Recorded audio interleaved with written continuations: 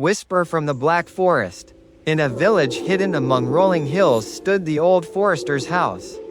Its windows were always tightly shut with wooden shutters, and the path to the porch was overgrown with moss and weeds. Locals avoided it, even in broad daylight. They said the forester disappeared on the very night when a deep, rumbling thunder rolled over the village without a single flash of lightning. No one knew where he went. Only one thing was certain. Anyone who tried to spend the night in that house either never returned, or lost their mind.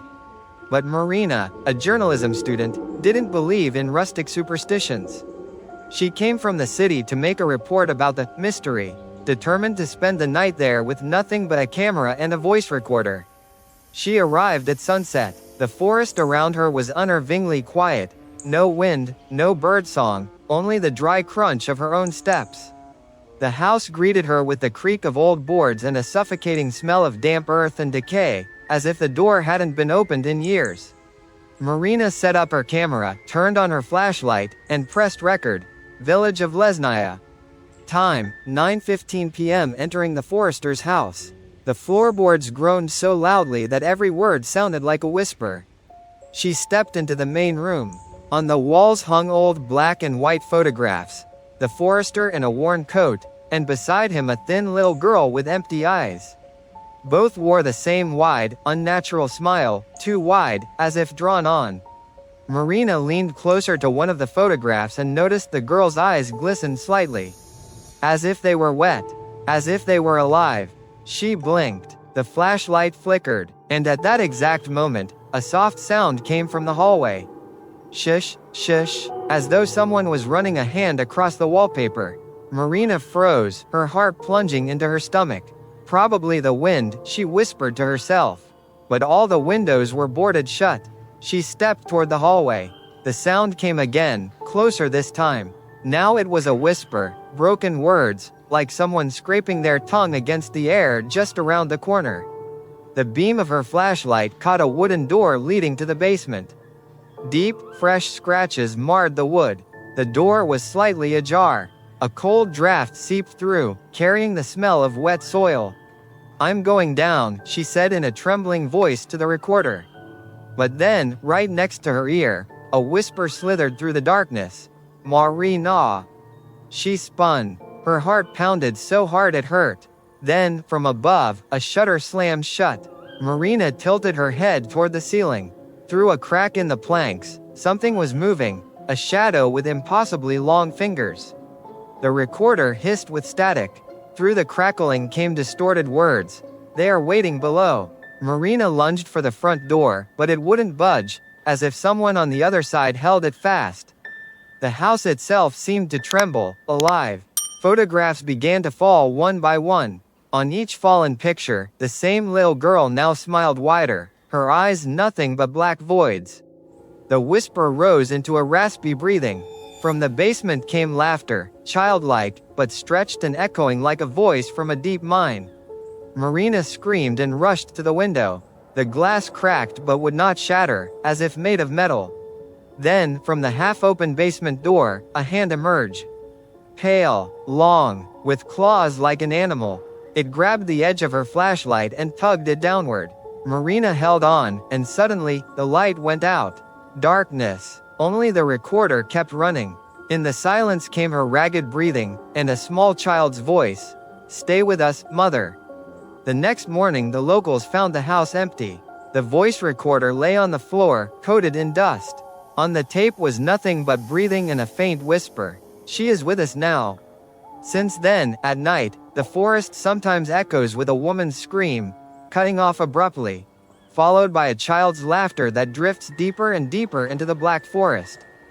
Whisper from the Black Forest, Part 2. Continuation. The villagers thought the story had ended with Marina's disappearance. But 3 weeks later, strange things began to happen. At first it was small. A faint hum that rolled through the forest late at night, like a far-off engine. Dogs refused to enter the woods. Children woke screaming, swearing they heard a woman's voice calling their names from the trees. Among them was Oleg, a young game warden who had once known Marina back in school. When he learned she was missing, guilt gnawed at him. He had been the one who told her about the house. He decided to find out what really happened. Oleg arrived just before dusk, armed with a heavy flashlight, a shotgun, and a small audio recorder of his own. The forest was unnaturally still. The air smelled of wet iron and pine sap, sharp enough to sting his nose. As he neared the house, he noticed something new. Across the door someone had carved a crude symbol, a circle with 3 slashes through it.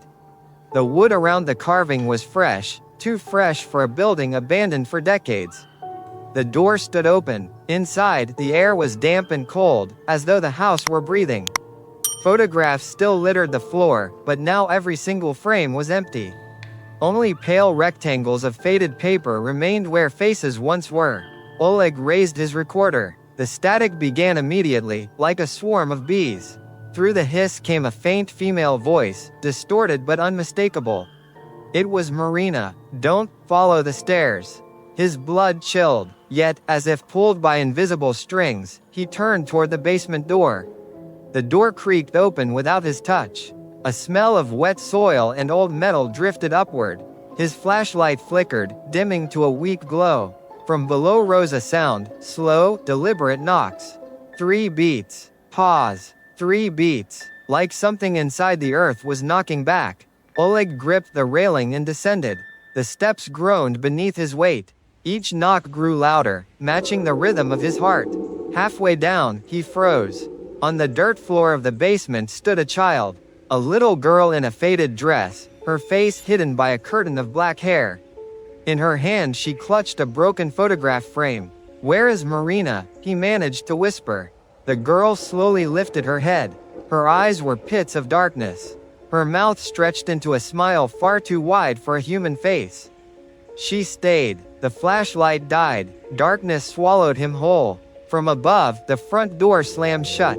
The house vibrated as if something vast had woken beneath it. In the pitch black, Oleg felt small hands grasp his arms. More hands joined, tiny, cold, countless. They tugged, pulling him toward the earth. He fired the shotgun blindly. The blast echoed like thunder. The hands vanished. For a heartbeat, silence. Then a woman's voice, calm and close, whispered against his ear, "Now you'll understand." The floor beneath him gave way. He fell into a tunnel of damp soil, sliding deeper and deeper. When the villagers searched the next morning, they found the house empty again. But the basement door was gone. Where the steps had been lay only smooth, untouched earth. The recorder lay on the porch.